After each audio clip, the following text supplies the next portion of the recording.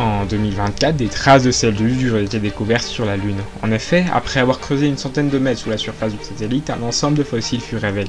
Ceux-ci imitaient de gros insectes, alignés des dinosaures. Ces trouvailles terrorisaient le monde, et le lendemain, tous les journaux avaient en leur première page un article sur les extraterrestres existent, ou nous ne sommes pas seuls. Les mois suivants, un programme de recherche avancé sur les fossiles lunaires fut lancé. En 2030, alors qu'une équipe de chercheurs forait le sol lunaire afin de ramasser des échantillons, ils tombèrent sur une très grosse cavité. Ils firent du mouvement à l'intérieur de celle-ci et d'un coup les communications avec les astronautes cessèrent. Mais les enregistrements vidéo étaient bien là. « Nous avons libéré le mal, faisons ce qu'il faut maintenant !» s'exclama le président des États-Unis, Johnson Brown. On fit immédiatement construire une base sur la Lune, Luna 120. Malheureusement, les créatures étaient déjà en totale liberté et il fallait à tout prix défendre la construction de l'avant-poste. On envoyait des astronautes américains avec de nouvelles armes.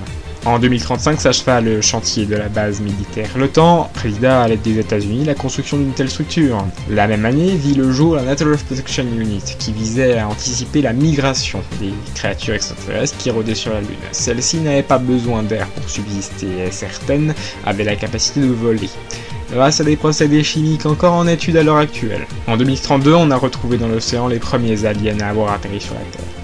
Ils furent neutralisés avec une certaine difficulté par les soldats de l'OTAN et risquaient de se multiplier. En effet, c'était déjà le cas sur la Lune. La démographie de ces extraterrestres augmentait de semaine en semaine. C'est pour ça qu'on envoyait à la National Protection Unit sur la base lunaire, avec eux des fusils plasma et d'autres prototypes d'armes spatiales. Bienvenue en 2037, vous êtes soldat d'élite sur la Lune et vous devez lutter afin de détruire au mieux les extraterrestres qui ornent désormais notre satellite. Bonne chance, l'avenir de notre planète repose sur vous.